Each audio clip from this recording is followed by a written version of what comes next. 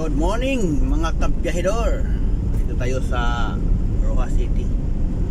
Punta tayo ng bye-bye. Let's go. Pakita ko naman sa inyo ang, of course, as usual, kasada pa rin. So dinaanan natin yung McDo. Doon sana ako kakain. Kaso lang naalala ko yung idol natin na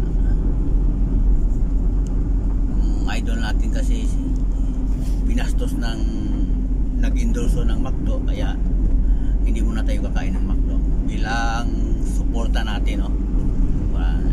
Maliit na bagay lang yan, pero at least meron tayong naambag ni Pangulong Duterte. So ito, pinakita ko naman sa inyo ang view dito sa Rojas City papuntang Baybay. So tingnan nyo yung magagandang mga halaman nila dito sa gitna ng kalsada, no? Sa island. So, kaya maganda tingnan ang nila. Uniform yung nila, halaman. Oh.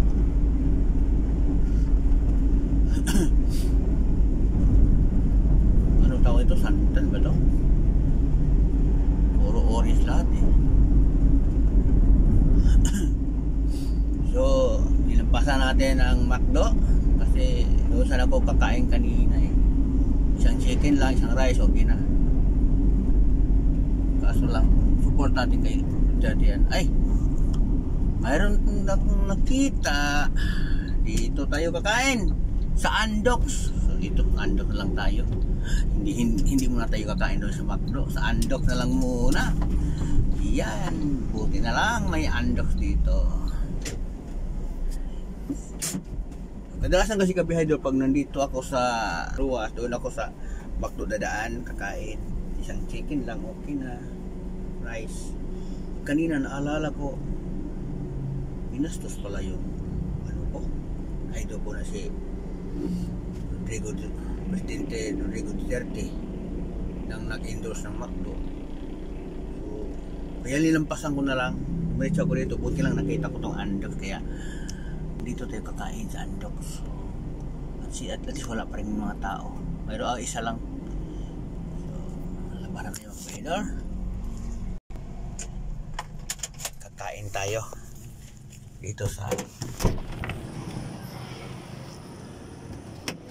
Andox. Diba? Yan lang kasimple. Tingnan yung mga garden nila, oh. Wow! Yan, Andox. So, okay, Andox na tayo. Order na ang biyahedor.